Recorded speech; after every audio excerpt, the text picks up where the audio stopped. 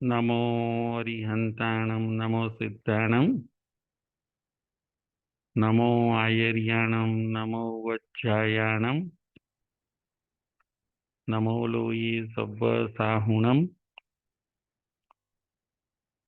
एषो पञ्चनमोकारो सव्वभावपणासनो मङ्गलानं च सव्येसिं परमं हवै मङ्गलं परमं हवै मङ्गलम्। ओम शांति शांति शांति। श्रमण भगवान महावीर स्वामी ना चरण कमल में तथा सद्गुरुदेव ना चरण कमल में उपकारी सर्व संत सतीजी ना चरण कमल में आपड़ा सौना कोटि कोटि वंदन।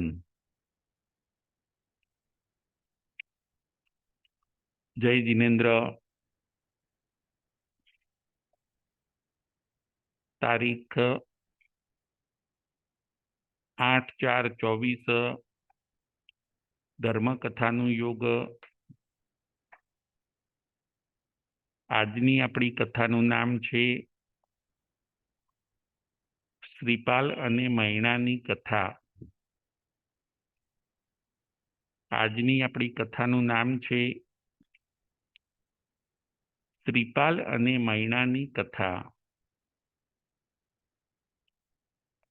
आ कथा हजारों वर्ष जूनी छे, जेनी अंदर नवपदनो महिमा बताववामां आव्यो छे।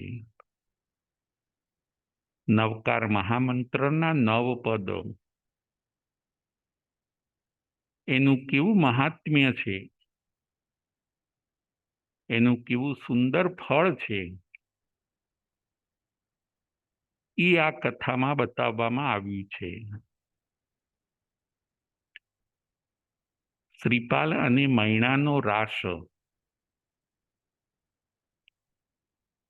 ए रासनी रचना विनय विजयजी महाराज साहेबे करी। शरूआत एमणे करी अने पूरुं कर्युं यशो विजयजी महाराज साहेबे। श्रीपाल अने मैणाना रासनी शरूआत विनय विजयजी महाराज साहेबे करी अने पोतानुं आयुष्य पूरुं थता रास अधूरो रह्यो अने ए अधूरा रास ने पूर्ण कर्यो महोपाध्याय यशो विजयजी महाराज साहेबे। श्रीपाल अने मैणानी कथा, ए कथा उपर आज आपणे विचार करवानो छे। श्रीपाल कोण होय छे अने मैणा कोण होय छे? सौ प्रथम आपणे एमनो परिचय जोईशुं। श्रीपाल पण राजकुमार होय छे, मैणा सुंदरी पण राजकुमारी होय छे। कर्म अवस्थाना कारणे दुख आवे छे, नवपदनी आराधना करे छे अने सुखनी प्राप्त करीने ए पोते आत्मकल्याणना राहे आगळ वधे छे। श्रीपाल अने मैणानो परिचय आपणे जोईए। श्रीपाल कोण होय छे? तो कि चंपा नामनी नगरी होय छे, त्यां सिंहरथ नामे राजा होय छे अने ए राजाने कमल प्रभा नामे राणी होय छे। चंपा नगरी, सिंहरथ राजा अने कमल प्रभा राणी। ए राजा राणीना त्यां पुत्रनो जन्म थयो।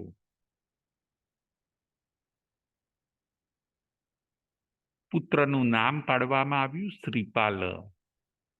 શ્રી એટલે લક્ષ્મી, જે રાજ્ય લક્ષ્મીનું ભવિષ્યમાં પાલન કરી શકે એવા રાજકુમારનું નામ પાડ્યું શ્રીપાલ. સિંહરથ રાજા અને કમલપ્રભા રાણી ખુશખુશાલ છે. તેમના ત્યાં એક તેજસ્વી બાળકનો જન્મ થયો અને એ રાજકુમારનું નામ પાડવામાં આવે છે શ્રીપાલ. શ્રીપાલ થોડોક મોટો થાય છે, પણ નસીબની અંદર કંઈક જુદું લખાયેલું હોય છે. શ્રીપાલની ઉંમર માત્ર 8 જ વર્ષની છે અને 8 જ વર્ષની ઉંમરે એમના પિતા સિંહરથ રાજા અવસાન પામે છે. શ્રીપાલ પોતે પિતાનું છત્ર ગુમાવે છે. માતા કમલપ્રભા અને શ્રીપાલ હવે એકલા થઈ ગયા. પિતાના ચાલ્યા જવાથી હવે એમનું રક્ષણ કરનારું કોઈ ન રહ્યું. સિંહરથ રાજા અવસાન પામ્યા. એમના ભાઈ જે અજીતસેન રાજા હોય છે, એમણે આ મોકાનો ફાયદો ઉઠાવ્યો. અજીતસેન રાજાને એમ થયું કે હવે રાજ્યનો માલિક હું બની જાઉં. મારા ભાઈ અવસાન પામ્યા છે, હવે હું રાજા છું અને આ મોકાનો એ પોતે લાભ ઉઠાવે છે. શ્રીપાલ મોટો થાય અને મારી પાસે ભાગ ન માગે એટલા માટે હું શ્રીપાલ, જે મારો ભત્રીજો છે, એને અને રાણી કમલપ્રભાને હું બંદીખાનામાં નાખી દઉં. આવા કુટિલ ભાવ પણ એમને આવ્યા. નક્કી પણ કરી લીધું કે કમલપ્રભા રાણીને અને શ્રીપાલને આપણે બંદીખાનામાં નાખી દઉં. હવે એમનો કોઈ રાજ્યની અંદર ભાગ નથી. રાજ્યની અંદર એમના કોઈ હવે રાઇટ્સ નથી. અજીતસેન રાજા પોતે આખા રાજ્યને હવે હડપ કરી લે છે. કોઈ વફાદાર મંત્રીએ રાણી કમલપ્રભાને વાત કરે છે કે હે મહારાણી સાહેબા, આપ જો આપનું રક્ષણ ચાહતા હો તો શ્રીપાલને લઈને તમે આ ચંપા નગરીમાંથી હવે નીકળી જાઓ. કારણ કે અજીતસેન રાજા, જે તમારા દિયર છે, એ એવું પણ બને કે તમને અને શ્રીપાલને બંદીખાનામાં નાખી દે. તમને હવે સ્વતંત્ર સગવડ આપશે નહીં. શ્રીપાલ એમને આંખમાં કણાની માફક ખૂંચે છે. એ મોટો થઈને રાજ્ય ન માગે એના માટેના એ પ્રયત્નો કરે છે. માટે જો તમે તમારું રક્ષણ ઈચ્છતા હો, શ્રીપાલને બચાવવા માટે જો તમે ઈચ્છતા હો, તો તમે ચંપા નગરી છોડીને ગમે ત્યાં કોઈ જગ્યાએ તમે રવાના થઈ જાઓ. કોઈક વફાદાર મંત્રી કમલપ્રભા રાણીને સમજાવે છે. કમલપ્રભા રાણી પણ, એમને પણ પુત્રનો સ્નેહ છે. પતિ જતા રહ્યા, હવે રાજ્યનો મોહ નથી. એમને પણ એમ થાય છે કે મારે શ્રીપાલનું રક્ષણ કરવું છે. અમે મા દીકરો ગમે ત્યાં જતા રહીશું. 8 જ વર્ષના શ્રીપાલને લઈને મહારાણી રાત્રે નીકળી જાય છે. રાજમહેલમાંથી પહેર્યા કપડે એ પોતે નીકળી જાય છે. જંગલમાં આવે છે. ચાલતા ચાલતા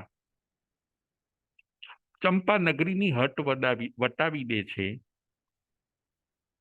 અજીતસેન રાજાના સૈનિકો એમને પકડી ન શકે એટલે દૂર દૂર સુધી એ લોકો પહોંચી જાય છે. રાતવાસો જંગલમાં રહે છે.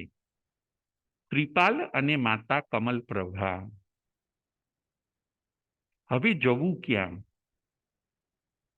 હવે બચાવશે કોણ? હવે ખાવું પીવું ક્યાં?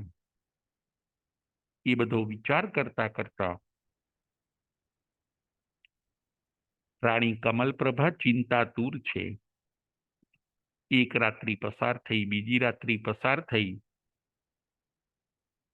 ક્યાંય પકડાઈ તો નહીં જઈએ ને? અજીતસેન રાજાના સૈનિકો પકડી તો નહીં લે ને? એ ભયમાં ને ભયમાં લપાતા છુપાતા માતા અને પુત્ર જંગલમાં ફરે છે. એકવાર એવું બને છે, વહેલી સવારે મોટું ટોળું આવતું જોવે છે. રાણી કમલપ્રભા એક મોટું ટોળું આવતું જોવે છે. એને એમ થયું કે રાજા અજીતસેનનું ના સૈનિકો લાગે છે. પરંતુ ટોળું થોડું નજીક આવી પછી કમલપ્રભા રાણીને ખ્યાલ આવ્યો કે સૈનિકો નથી, પરંતુ કોઈક દુઃખી લોકો લાગે છે, કોઈક લાચાર લોકો લાગે છે. ટોળું થોડું નજીક આવ્યું અને રાણી કમલપ્રભાએ જોયું તો એ ટોળું બીજું કોઈ ન હતું, પરંતુ કોઢી લોકોનું ટોળું હોય છે, કોઢિયાઓનું ટોળું. કોઢિયાઓ એટલે શું? તો કે કોઢિયા નામનો રોગ હોય છે. આખા શરીરે કોઢ નીકળ્યા હોય એવો રોગ. કોઢ, રક્તપિત્ત એક ચેપી રોગ છે. એવા લોકોનું એ ટોળું હોય છે. એ આખું ટોળું કોઢિયાઓનું હોય છે, જેને હાથે પગે મોઢે બધે કોઢ, બધે રક્તપિત્ત, શરીરમાંથી રસી નીકળે એવો મહારોગ થયેલો હોય છે. એવા એક નહીં, બે નહીં, પણ 700 કોઢિયાઓનું ટોળું હોય છે. 700 કોઢવાળા મનુષ્યો. એ ટોળું નજીક આવે છે. માતા કમલપ્રભા એ ટોળાને જોવે છે. એ ટોળું કમલપ્રભાને જોવે છે. મહારાણી, આપ કોણ છો? આપ કોઈક સારા ઘરના લાગો છો. એ કોઢિયાઓનો સરદાર કહે છે. કમલપ્રભા પણ કહે છે કે આપ કોણ છો અને અહીં જંગલમાં શા માટે ફરો છો? કોઢિયાઓનો સરદાર કહે છે, હે માતા, અમે કોઢિયાઓ છીએ. એક નહીં, બે નહીં, પરંતુ 700 કોઢિયાઓ છીએ. અમારો રોગ એવો ચેપી છે કે અમને ગામ અને નગરની અંદર કોઈ રહેવા દેતું નથી. આ ચેપી રોગ બીજાને લાગી જાય એટલા માટે ગામમાં કે નગરમાં અમને કોઈ રહેવા દેતું નથી. અમારે અમારું જીવન આ જંગલમાં જ પસાર કરવું પડે છે. અમે પરિવારથી છૂટા પડી ગયા છીએ, કારણ કે અમને રોગ એવો થયેલો છે. બસ આ જંગલમાં રહીએ છીએ, જંગલમાં ફરીએ છીએ, જંગલમાં જે ફળ ફ્રૂટ ખાવાના મળે એ ખાઈએ છીએ. નગરમાં અમે જઈ શકીએ એમ નથી, કેમ કે અમારો રોગ ચેપી છે. માતા, આપ કોણ છો? હું પણ ખૂબ ઊંચા ઘરાનાની છું, કમલપ્રભા રાણી કહે છે, પરંતુ અત્યારે મારું ભાગ્ય વિફર્યું છે. એટલે જીવ બચાવવા માટે મારા શ્રીપાલને બચાવવા માટે હું મારું રાજપાટ છોડીને આજે જંગલમાં અહીં તહીં ફરું છું. કમલપ્રભા કહે છે કમલપ્રભા કહે છે કે આપ મારા શ્રીપાલને આપના ટોળાની અંદર રાખો. મને અને શ્રીપાલને તમારા ટોળાની અંદર રક્ષણ આપો, જેથી અમને સૈનિકો પકડીને ન લઈ જાય એમ. પરંતુ માતા, અમારો કોડ તમને લાગી જશે. કોઢિયાનો સરદાર કહે છે, જો નસીબમાં એમ જ હશે તો એમ બનવાનું છે. માતા કમલપ્રભા કહે છે, જો નસીબમાં એમ બનવાનું હશે તો એમ જ બનશે. એકલા રહીશું તો કદાચ સૈનિકોના હાથમાં આવી જઈશું, અને જો કદાચ સાથે રહીશું તો અમને કોડ લાગી જશે. બેમાંથી એક મુશ્કેલી તો આવવાની જ છે. માતા કમલપ્રભા અને પુત્ર શ્રીપાલ 700 કોઢિયાઓના ટોળામાં ભળી જાય છે. એમને આશરો મળી ગયો, એમને થોડું રક્ષણ મળી ગયું. હવે એકલા રહેવાનો ભય ન રહ્યો. 700 કોઢિયાઓ એમને પ્રેમથી રાખે છે, શ્રીપાલને સાચવે છે. 8 જ વર્ષનો શ્રીપાલ, ખૂબ સ્વરૂપવાન, ખૂબ દેખાવડો ક્ષત્રિય બચ્ચો. માતા કમલપ્રભા પણ આ કોઢિયાઓની સાથે રહે છે, અને આગળ જતા જતા આ કોઢિયાઓ હવે આ શ્રીપાલને પોતાના રાજા બનાવે છે. શ્રીપાલને માન આપે, એને ટટ્ટુ ઉપર બેસાડે, અને આ શ્રીપાલ એ અમારા રાજા છે. એ શ્રીપાલનું કોઢિયાઓએ નામ પાડ્યું ઉંબર રાણા. ઉંબર રાણા એવું નામ પાડ્યું કે આ અમારા ઉંબર રાણા છે. શ્રીપાલની પ્રાપ્તિથી કોઢિયાઓ પણ ખુશખુશમાં છે. અને આવી રીતે જંગલમાં ફરતા ફરતા અમુક વર્ષો પસાર થયા. શ્રીપાલ હવે કોઢિયાઓ સાથે રહે છે. આ જોયો આપણે શ્રીપાલનો પરિચય. હવે આપણે મૈણા સુંદરીનો પરિચય જોઈએ કે મૈણા સુંદરી કોણ હોય છે, એ અને શ્રીપાલ કેવી રીતે ભેગા થાય છે. મૈણા સુંદરીનો પરિચય. મૈણા સુંદરી માલવાની રાજધાની, ત્યાંના રાજા હોય છે પ્રજાપાલ રાજા. માલવાની રાજધાનીના રાજા પ્રજાપાલ રાજા. તેમને 2 કુંવરી હોય છે, એક સુરસુંદરી અને બીજી મૈણા સુંદરી. 2 કુંવરીમાંથી એકનું નામ સુરસુંદરી અને બીજી કુંવરીનું નામ હોય છે મૈણા સુંદરી. પ્રજાપાલ રાજા, માલવા દેશની રાજધાની. આ પ્રજાપાલ રાજા પોતાની બંને રાજકુમારીઓને કલાચાર્ય પાસે ભણવા મૂકે છે. ભણી ગણીને બંને રાજકુમારી તૈયાર થઈ. હવે કંઈ ભણવાનું બાકી રહેતું નથી. કલાચાર્ય પોતે બંને રાજકુમારીઓને રાજમહેલમાં મૂકવા આવે છે. પ્રજાપાલ રાજાને સોંપે છે કે હે મહારાજ સાહેબ, આપની આ બંને કુંવરીઓ ભણી ગણીને હવે તૈયાર થઈ ગઈ છે, ખૂબ બુદ્ધિમાન થઈ ગઈ છે. અભ્યાસ હવે કંઈ કરવાનો રહેતો નથી. તેઓ પોતપોતાના વિષયમાં પારંગત છે. પ્રજાપાલ રાજા ખુશખુશાલ થઈ જાય છે. એમને ખૂબ ગર્વ થાય છે કે મારી બંને કુંવરીઓ અભ્યાસ કરીને આગળ વધી, મારે બંને કુંવરીઓએ જ્ઞાન મેળવ્યું. પ્રજાપાલ રાજા ખુશખુશાલ છે. કલાચાર્યને ખૂબ ભેટ આપે છે, ખૂબ ભેટ સોગાદો આપીને રવાના કરે છે. બંને સુંદરીઓને પણ લાડથી પાસે બોલાવે છે.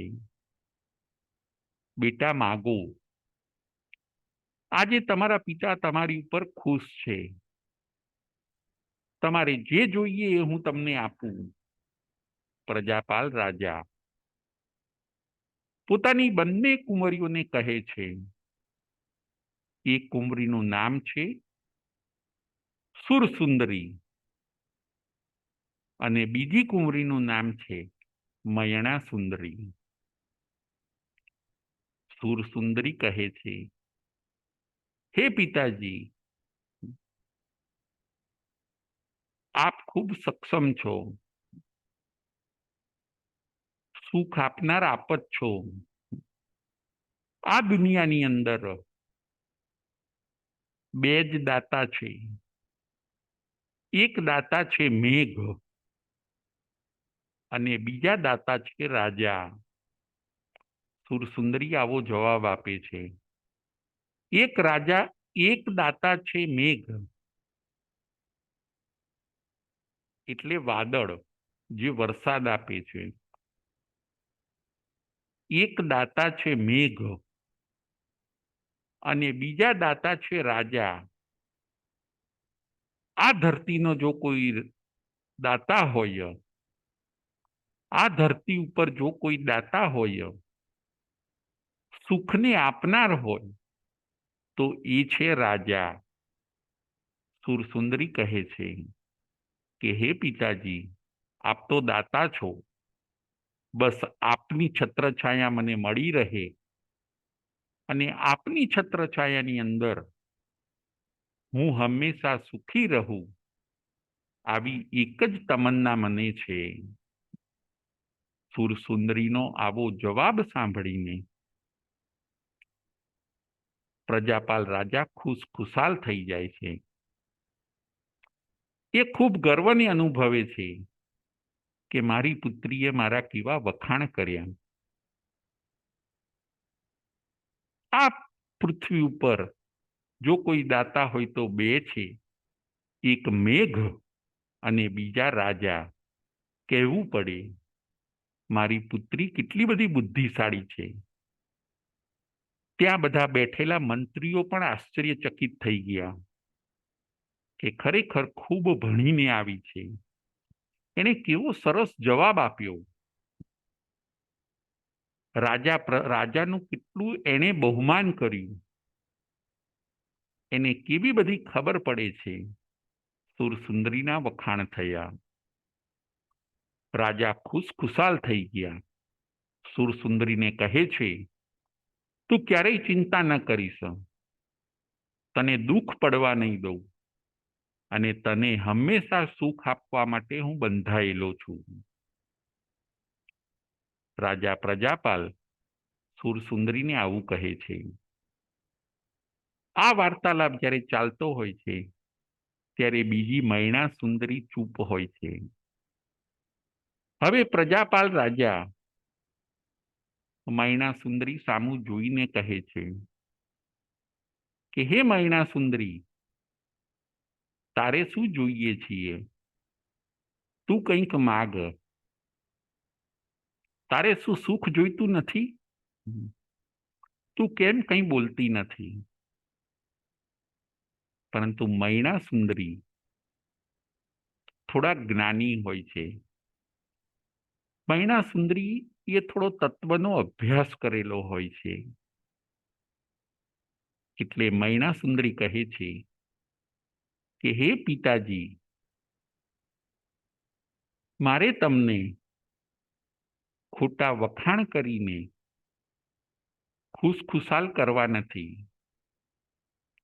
પરંતુ આ પૃથ્વી ઉપર જો સુખ અને દુઃખના આપનાર કોઈ હોય તો એ છે કર્મ. કર્મ અનુસાર જીવને સુખ અને દુઃખ મળે છે. મેઘ અને રાજા એ જ સુખ બધાને આપી શકે એવું નથી. કર્મ અનુસાર જીવને સુખ અને દુઃખ મળે છે. કર્મ હોય તો સુખ મળે છે અને કર્મ પ્રમાણે દુઃખ મળે છે. જો શુભ કર્મ હોય તો શુભ કર્મ મળે, સુખ મળે છે અને જો અશુભ કર્મ હોય તો દુઃખ મળે છે. સુખ અને દુઃખને આપનાર કર્મ છે. પિતાજી, હું આપને ખોટું લગાડવા કહેતી નથી.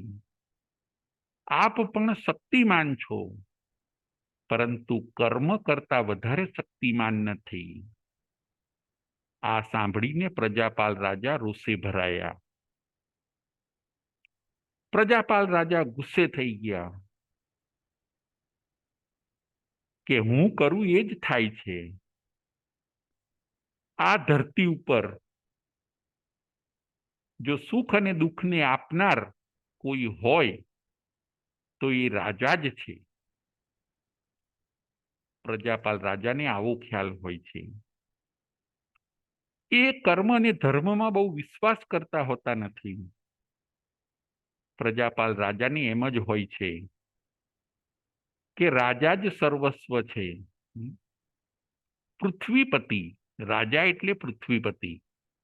રાજા ધારે એને સુખી કરી શકે અને રાજા ધારે એને દુઃખી કરી શકે. કર્મ કરે એવું નથી. આ કર્મનું ગણિત મૈણા સુંદરી પાસેથી સાંભળીને પ્રજાપાલ રાજા ધમધમી ઉઠ્યા. એમને મૈણા સુંદરીને કહે છે કે તું આ શું બોલે છે, તને ખબર પડે છે? સુખી અને દુઃખી હું જ બધાને કરી શકું એમ છું. પિતાજી, આપ ક્ષમા કરો. આપ ખરેખર શક્તિમાન છો, એની ના નથી. તમે ઘણાને ઉપયોગી થઈ શકો એની ના નથી. સુખ આપી શકો અને દુઃખ પણ આપી શકો એમાં ના નથી. પરંતુ બને છે વ્યક્તિના પોતપોતાના કર્મથી. રાજા પાછા ગુસ્સે થઈ ગયા. રાજાને પોતાના અભિમાનને ઠેસ પહોંચતી લાગી. મૈણા સુંદરી, જો તને આટલો જ બધો કર્મ ઉપર વિશ્વાસ હોય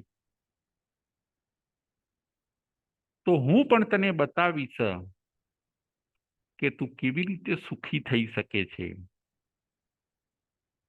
રાજાને પોતાને એમ જ હોય છે કે હું જ સર્વશક્તિમાન છું.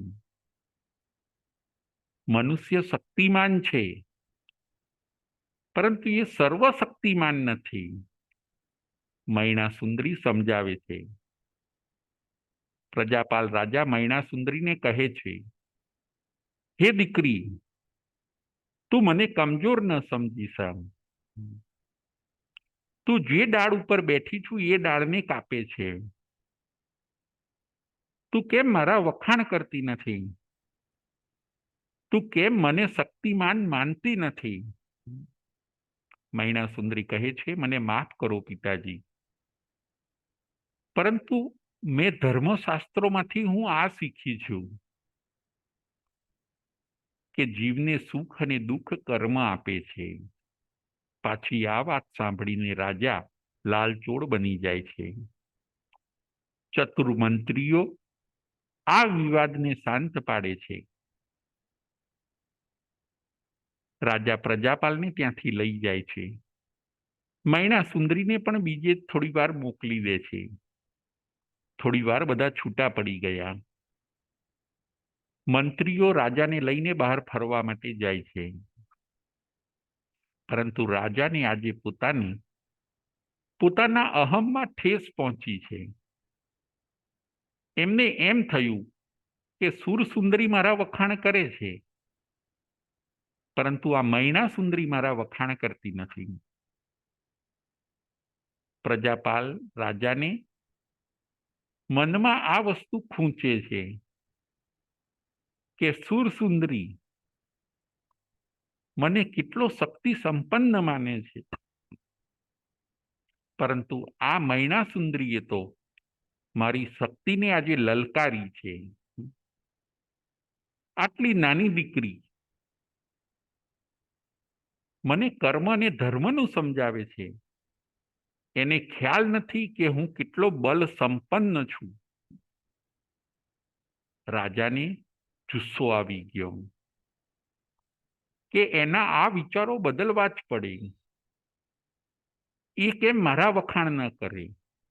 પ્રજાપાલ રાજાને મગજમાં આવું બેસી ગયું કે આ દીકરીના વિચારોને હું ચોક્કસ બદલીશ. મૈણા સુંદરીના વિચારો બદલવા માટે એ પ્રયત્ન કરે છે, પરંતુ મૈણા સુંદરી કર્મોમાં વિશ્વાસ કરતા હોય છે, એટલે પોતાના વિચારો બદલતા નથી. એ પોતાના વિચારોને માં પાક્કા રહે છે. આ બાજુ પ્રજાપાલ રાજાને મૈણા સુંદરી થોડા નજરમાંથી ઉતરી ગયા. એમને એમ થયું કે મારા વખાણ નથી કરતા, પિતા તરીકે મારા વખાણ કરવા જોઈએ એવા મૈણા સુંદરી મારા વખાણ નથી કરતા. હવે એને પણ બતાવી દઉં કે કર્મ શું છે અને રાજા શું છે. થોડોક સમય નીકળ્યો. હવે આ બાજુ પેલું જે 700 કોઢિયાઓનું ટોળું હોય છે, એ ફરતું ફરતું આ માલવાની રાજધાનીએ આવે છે. એકવાર આ પ્રજાપાલ રાજા ફરવા નીકળ્યા છે મંત્રીઓ સાથે. ઉદ્યાનમાં ફરતા ફરતા થોડાક આગળ જાય છે, ત્યારે નગરની બહાર એક મોટું ટોળું ઉભેલું જોયું. મંત્રીઓને પૂછે છે કે આ ટોળું શેનું છે? મંત્રીઓ કહે છે પ્રજાપાલ રાજાને, જે મૈણા સુંદરીના પિતા છે, એને મંત્રીઓ કહે છે કે સરકાર, આ કોઢિયાઓનું ટોળું છે. એ લોકો કંઈક નગરની બહાર રહ્યા છે. એમને કંઈક જરૂરિયાત લાગે છે. એ કંઈક માગવા માટે આવ્યા છે. આપણે એમની બહુ નજીક ન જવાય, કારણ કે કોઢીનો ચેપી રોગ એ રક્તપિત્ત વાળાઓનો ચેપી રોગ આપણને પણ લાગી જાય. પ્રજાપાલ રાજાએ પહેલી વાર આટલા બધા કોઢિયા જોયા. એ થોડાક નજીક જાય છે.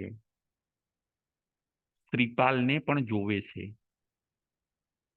શ્રીપાલ પણ યુવાન છે, પરંતુ આખા શરીરે હવે એને પણ કોઢ લાગી ગયો હોય છે. બધાની પરિસ્થિતિ દયાજનક હોય છે. બધાને રોગ હોય છે. કર્મની આ દારૂણ અવસ્થા છે. અને આવા બધા કોઢિયાઓને જોઈને ટટ્ટુ ઉપર બેઠેલા શ્રીપાલને પણ જોવે છે. અને આ બધું કરુણ દ્રશ્ય નિહાળતા નિહાળતા શ્રીપાલ રાજાને મગજમાં એકદમ મૈણા સુંદરી આવે છે કે મૈણા સુંદરીનું મારે અભિમાન ઉતારવું હોય તો આ કોઢિયા સાથે પરણાવી દેવી જોઈએ. એવું વિચારીને એ તરત જ મનોમન નક્કી કરે છે. કોઢિયાના સરદારને મળે છે. કોઢિયાઓ સાથે વાર્તાલાપ કરે છે અને મનોમન નક્કી કરી લીધું કે મારે મૈણાને પાઠ ભણાવવો છે. એને બહુ કર્મ છે. એ મારે સાચું છે કે ખોટું એ એને સમજાવવું છે. એને એકવાર મારે એને ઝુકાવવી છે. એકવાર તો એને મને ઝૂકવું જ પડશે, અને એના માટે આ તક બરાબર છે એવું સમજીને એ શ્રીપાલને જે કોઢિયાનો રોગ લાગુ પડ્યો છે, 700 કોઢિયાઓના જે સરદાર બનાવ્યા છે, જેનું નામ ઉંબર રાણા પાડ્યું છે, એવા શ્રીપાલ સાથે મૈણા સુંદરીને પરણાવવાનું નક્કી કરી દે છે. પ્રજાપાલ રાજા 700 કોઢિયાઓને કહે છે કે આવતીકાલે સવારથી તમે રાજમહેલમાં આવી જાઓ. આ જે તમારા ઉંબર રાણા ખરા, એમને હું મારી કન્યા આપી દઈશ. મારી કન્યાને એમની સાથે પરણાવવા છે. કોઢિયાઓ બધા ખુશખુશાલ થઈ ગયા. બધા કોઢિયાઓને એમ થયું કે અમારા ઉંબર રાજાને, અમારા ઉંબર રાણાને એક રાણી મળશે. બધા કોઢિયાઓ સવારે પ્રાતઃ થતા થતા રાજમહેલમાં પહોંચી જાય છે. મૈણા સુંદરીને ખબર પડી કે પિતાએ મારા લગ્ન આ ઉંબર રાણા નામના કોઈ કોઢિયા સાથે નક્કી કર્યા છે, પરંતુ એને કર્મમાં વિશ્વાસ હોય છે. મૈણા સુંદરીને કર્મમાં વિશ્વાસ હોય છે. એ વિચારે છે કે પિતા પણ જે કરશે એ મારા કર્મ પ્રમાણે જ કરવાના છે. મારા કર્મમાં જો લખ્યું હશે તો એમાં પિતા નિમિત્ત બને છે. મારા કર્મમાં એમ લખ્યું હશે તો એમ થશે. મૈણા સુંદરી પોતે કર્મના સિદ્ધાંતને વિચારે છે. એ નાખુશ થતા નથી કે ભાગ્યમાં જે લખ્યું હોય છે એ થાય છે. આ બાજુ 700 કોઢિયાઓ રાજમહેલમાં આવી ગયા. બધા ખુશખુશાલ છે. પ્રજાપાલ રાજા બધાને સાચવે છે. મૈણા સુંદરીની માતા ના પાડે છે. પ્રજાપાલ રાજાને વિનંતી કરે છે. બીજી રાણીઓ પણ પ્રજાપાલ રાજાને વિનંતી કરે છે કે આવો મૈણા સુંદરીને તમે અન્યાય ન કરો. આપણી મૈણા સુંદરી કેવી સર્વાંગ સુંદર છે, એને આ કોઢિયા સાથે તમે ક્યાં પરણાવો છો? મારા નિર્ણયમાં હવે કોઈ ફેરફાર નહીં થાય. મંત્રીઓ પણ સમજાવે છે કે જહાંપના, આપ થોડુંક વિચારો. આપની સર્વાંગ સુંદરી મૈણા સુંદરીને તમે ક્યાં પરણાવી રહ્યા છો? ના, મેં ધાર્યું છે એ જ થશે. હું જ બધાને સુખી કરી શકું છું ને હું જ બધાને દુઃખી કરી શકું છું. રાજાનો એક આવો ગર્વ હોય છે. રાજાને એક આવું અભિમાન હોય છે. કોઈનું પણ પ્રજાપાલ રાજા માનતા નથી. અને શ્રીપાલ રાજા શ્રીપાલ સાથે મૈણા સુંદરીને પરણાવી દે છે. મૈણા સુંદરીને કહે છે કે તમને ભાગ્ય અને કર્મ ઉપર બહુ વિશ્વાસ છે. લો, મેં તમારા લગ્ન કરી આપ્યા. હવે તમે તમારી રીતે જ જીવન સુખી જીવો. મૈણા સુંદરી હસતા મુખે શ્રીપાલને વરમાળા પહેરાવી દે છે. એ પોતાનું જે ભાગ્ય છે એનો સ્વીકાર કરે છે. પ્રજાપાલ રાજાએ મૈણા સુંદરીના લગ્ન શ્રીપાલ કોઢિયા સાથે કર્યા. 700 કોઢિયાઓને વિદાય કર્યા. શ્રીપાલ અને મૈણા પણ બહાર નીકળી ગયા. રાજા શ્રીપાલ અને મૈણાને રહેવા માટે એક ખંડેર જેવું મકાન આપે છે કે આ મકાનમાં રહો. તમને નોકર ચાકર કંઈ આપવામાં નહીં આવે. તમે તમારું જીવન જાતે જીવો. તમને જો મારામાં મારી મદદ જોઈતી નથી અને કર્મ પ્રમાણે તમારે જીવવું છે, તો હવે તમે પણ જુઓ કે કર્મ તમને કેવી રીતે જીવાડે છે. આ પ્રજાપાલ રાજા કહે છે, મારી મદદ જો તમારે જોઈતી નથી અને કર્મ ઉપર બહુ વિશ્વાસ છે, તો તો હવે કર્મ તમને સુખી કરે છે કે દુઃખી કરે છે એ પણ હું જોઉં. એ ખંડેર મકાનની અંદર શ્રીપાલ અને મૈણાને રાખે છે. મૈણા પોતે ખુશ છે. આજની આપણી કથાનું નામ છે શ્રીપાલ અને મૈણાની કથા. જુઓ, મૈણાને કર્મ અને ધર્મ ઉપર વિશ્વાસ હોય છે. મૈણા હસતા મુખે શ્રીપાલનો સ્વીકાર કરે છે. શ્રીપાલ મૈણાને કહે છે કે હું તો કોઢના રોગથી ભરેલો છું. આપ શા માટે આવા સર્વાંગ સુંદર થઈને આપનું જીવન બગાડો છો? હે પતિદેવ, તમે આવું ન બોલો. આપ મારા પતિ છો. પિતાએ પ્રેમથી મને આપને સોંપી છે અને પતિ પાસે એનો છાંયો બનીને રહેવું એ પતિવ્રતા સ્ત્રીની ફરજ છે. આપ ચિંતા ન કરશો. આપની હું સેવા કરીશ. આપનો કોઢનો રોગ દૂર થાય એવું હું કરીશ. અને ધીરે ધીરે આ દુઃખમાંથી આપણે બહાર નીકળી જઈશું. અને જો કર્મમાં સુખ હશે તો ચોક્કસ આપણને મળવાનું છે. મૈણા શ્રીપાલને સમજાવે છે. મૈણા રોજ લાકડા વીણવા જાય, એનાથી રસોઈ બનાવે, રસોઈ બનાવીને શ્રીપાલને જમાડે. એક આર્ય સન્નારી, એક તત્વનો અભ્યાસ કરેલી સન્નારી, 700 કોઢિયાઓ પણ આ બધું જોઈને રાજી રાજી થઈ જતા કે આપણા ઉંબર રાણાને કેવી સરસ પત્ની મળી, કેવો વિનય કરે છે આપણા રાજાનો, કેવી સેવા કરે છે, કેવું હોંશથી બધું કામ કરે છે.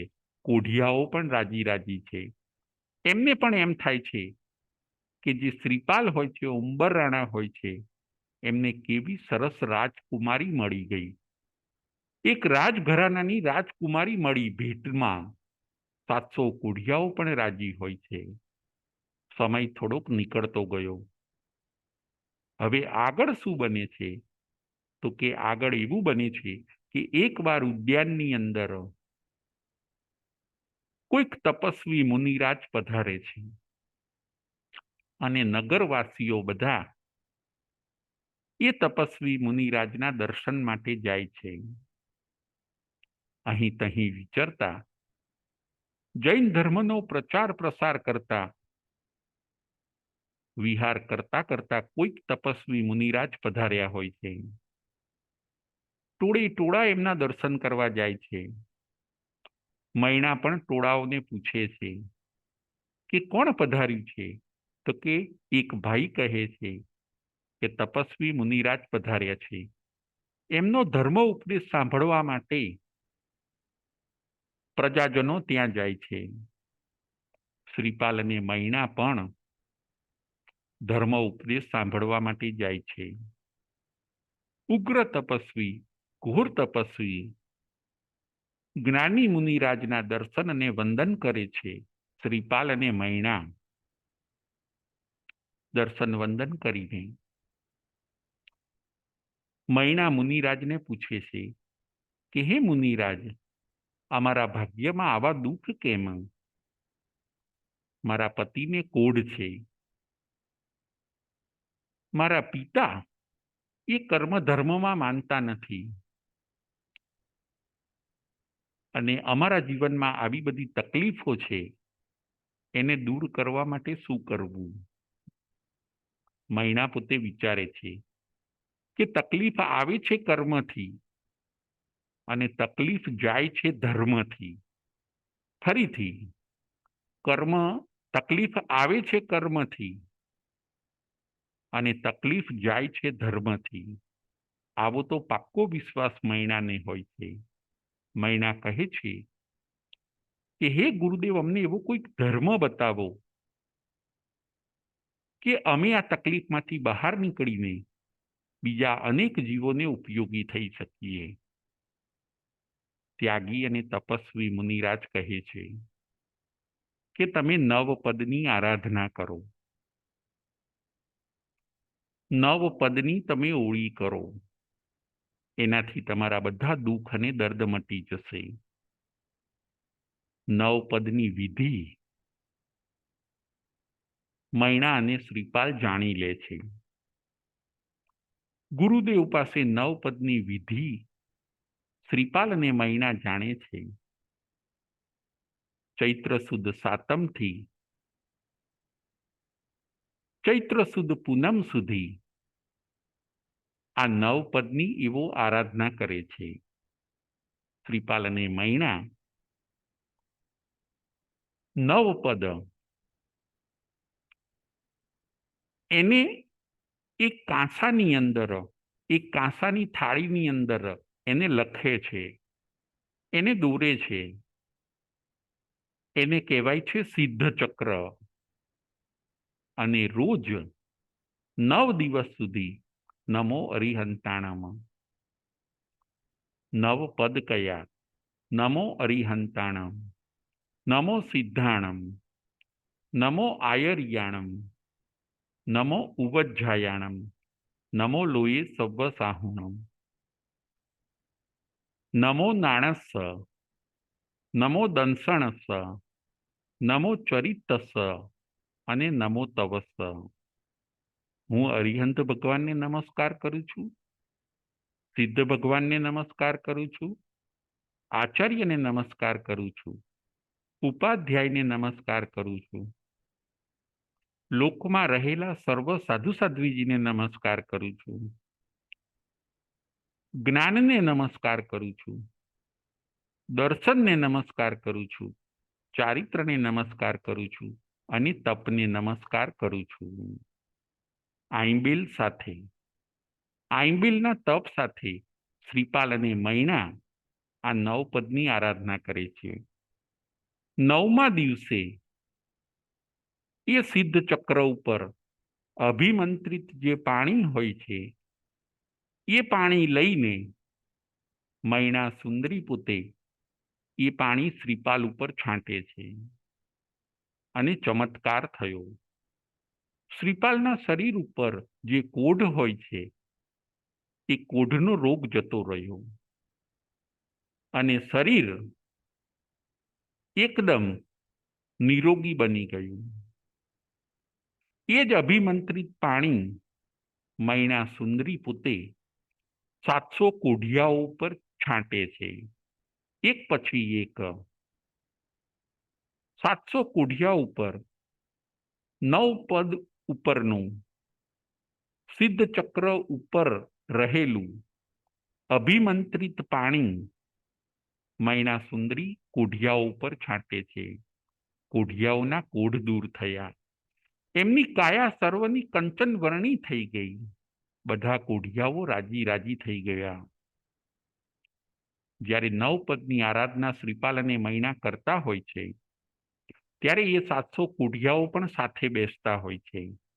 એક શ્રદ્ધાથી, એક ગુરુ વચનથી નવપદની એવો આરાધના કરે છે. શાશ્વતી ઓળી, 2 ઓળી આવે છે, સંધિકાળ છે. એક ચૈત્ર સુદ સાતમથી ચૈત્ર સુદ પૂનમ અને બીજી ઓળી આવે છે આસો સુદ સાતમથી આસો સુદ પૂનમ. આ બંને 2 અયનનો સંધિકાળ છે. એની અંદર 2 ઓળી આવે છે. 9 પદને આપણે જપીએ. 700 કોઢિયાઓના શરીર નિરોગી થઈ ગયા, બધા રાજી રાજી થઈ ગયા. એમને 9 પદનો ચમત્કાર સમજાયો. 9 પદને નમસ્કાર, 9 પદનો ચમત્કાર, 9 પદનું મહાત્મ્ય. આઈંબિલની ઓળીથી મૈણાએ સર્વના દુઃખ અને દર્દને ઓછા કર્યા. બધા કોઢિયાઓ રાજી થઈ ગયા. હવે એ બધા કોઢિયાઓ પણ મૈણા સુંદરી પાસે રજા માગે છે કે અમે પણ હવે અમારા પરિવાર સાથે જઈએ. હવે અમને અમારો પરિવાર સ્વીકારી લેશે. 700 કોઢિયા પોતે પોતપોતાના ઘરે જાય છે, પોતાના પરિવાર સાથે ભળી જાય છે. આ બાજુ પ્રજાપાલ રાજાને પણ ખબર પડે છે કે મૈના સુંદરી એવું કોઈક સરસ તપ જપ કર્યું, એના પ્રભાવે એમના દુઃખ દર્દ ઓછા થયા. પ્રજાપાલ રાજા મૈના સુંદરીને મળવા આવે છે. શ્રીપાલને પણ જોઈને એ આશ્ચર્યચકિત થઈ જાય છે. શ્રીપાલ પણ પોતે દેવકુમાર જેવા લાગે છે. 700 કોઢિયાઓ પણ હવે પોતપોતાના પરિવારમાં ભળી ગયા. આવું કેવી રીતે બન્યું? કેમ બન્યું? તમે કેવી રીતે સુખી થયા? પ્રજાપાલ રાજાને મૈના સુંદરી સમજાવે છે કે હે પિતાજી, અમે નવપદની આરાધના કરી. નવપદની અમે આઈંબિલ સાથે એવી આરાધના કરી ગુરુદેવના કહેવાથી, અને એ આરાધનાના ફળ સ્વરૂપે અમારા દુઃખ અને દર્દ દૂર થયા છે. પ્રજાપાલ રાજા પણ હવે કર્મમાં માનતા થઈ ગયા. એમને પણ એમ થયું કે ધન્ય છે બેટી તને, મેં મારી જીદથી તને એક કોઢિયા સાથે પરણાવી, પરંતુ તે સાબિત કરી બતાવ્યું કે મનુષ્ય કરે એ થાય છે એ ખોટું છે, પરંતુ કર્મ જે કરે છે એ થાય છે, ધર્મ જે કરે છે એ થાય છે. બાપ કરતા બેટી સવાઈ. આજની આપણી કથા છે શ્રીપાલ અને મૈણાની કથા. વર્ષો જૂની આ કથા છે. મૈણા સુંદરીએ એ સાબિત કરી બતાવ્યું કે નવ પદથી દુઃખ અને દર્દ દૂર કરી શકાય છે. પિતાને પણ એમાં શ્રદ્ધા થઈ ગઈ. મૈણા સુંદરીના પિતાને એમાં શ્રદ્ધા થઈ. એ પણ કર્મ અને ધર્મમાં માનતા થયા. મૈણા સુંદરીના માતા પણ કર્મ અને ધર્મમાં માનતા થયા. નવ પદનો જય જયકાર થયો. જપો નવકાર, રટો નવકાર, મહામંત્ર છે આ નવકાર. આવા નવ પદની આપણે પણ આંબિલની ઓળી સાથે આરાધના કરીએ. નવ પદને આપણે સમર્પિત થઈએ. નવ પદનો આદર કરીએ. નવ પદની અંદર આપણે પણ ભળી જઈએ, અને આ નવ પદ જેમ શ્રીપાલ અને મૈણાને ફળ્યા, એમના દુઃખ અને દર્દ દૂર કર્યા, એવી જ રીતે આ નવ પદ શ્રીપાલ અને મૈણાને ફળ્યા, એવી જ રીતે આપણને પણ ફળે એવા નવ પદની આપણે આરાધના કરીએ, અને નવ પદની અંદર આપણે સમર્પિત બનીએ, નવ પદમય બનીએ. આજની આપણી કથા હોય છે શ્રીપાલ અને મૈણાની કથા.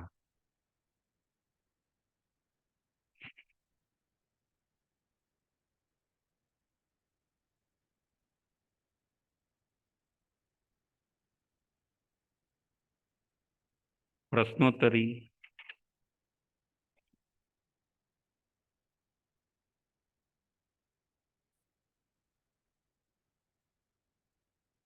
પ્રશ્ન નંબર 1. પ્રજાપાલ રાજાની 2 પુત્રીઓના નામ શું હોય છે? પ્રજાપાલ રાજાની 2 રાજકુમારીના નામ શું હોય છે?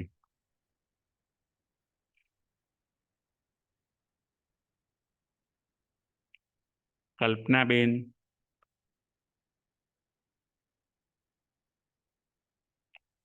કલ્પનાબેન.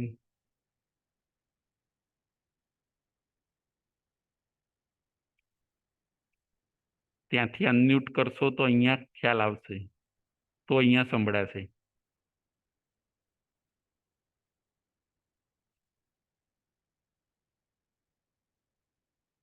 જય જીનેન્દ્ર. જય જીનેન્દ્ર. સુરસુંદરી અને મૈણા સુંદરી 2 દીકરીઓના નામ હતા. બહુ સરસ, બહુ સરસ. હવે આગળ.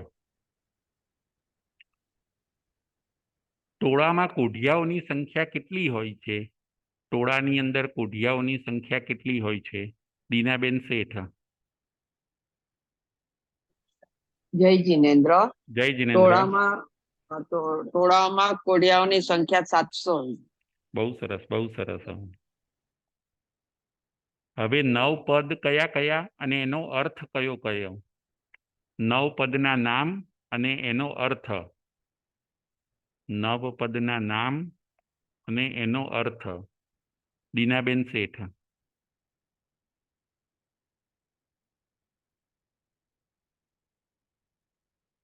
દીનાબેન શેઠ. હા, 9 પદના નામ છે. નમો અરિહંતાણમ, એટલે અરિહંત ભગવાનને નમસ્કાર કરું છું. નમો સિદ્ધાણમ, સિદ્ધ ભગવાનને નમસ્કાર કરું છું. નમો આયર્યાણમ, એટલે આચાર્ય ભગવંતોને નમસ્કાર કરું છું. નમો ઉપાધ્યાયણમ, એટલે ઉપાધ્યાયને નમસ્કાર કરું છું.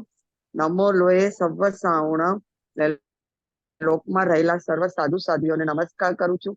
નમો નાણંસ, એટલે જ્ઞાનને નમસ્કાર કરું છું. નમો દર્શનંસ, એટલે દર્શનને નમસ્કાર કરું છું. નમો ચારિત્રસ, એટલે ચારિત્રને નમસ્કાર કરું છું. નમો તવસ, એટલે તપને નમસ્કાર કરું છું. બહુ સરસ, બહુ સરસ, ધન્યવાદ. હવે આગળનો પ્રશ્ન. 2 ઓળી કઈ કઈ તિથિમાં 2 ઓળી આવે છે? એક વર્ષની અંદર 2 ઓળી કઈ કઈ તિથિમાં આવે છે? કલ્પનાબેન.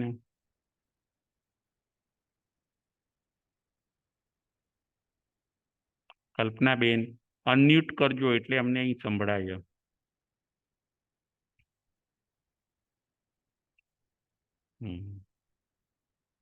અનમ્યુટ કરજો તો જેથી અમને અહીં સંભળાય. કલ્પનાબેન.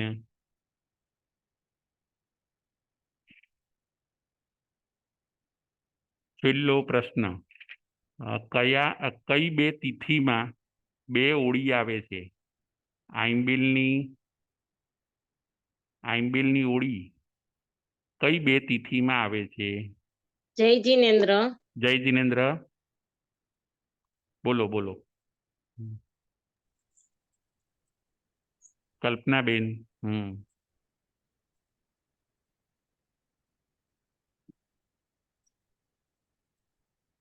દીનાબેન શેઠ. દીનાબેન. અનમ્યુટ કરો. દીનાબેન. જી, એક મિનિટ.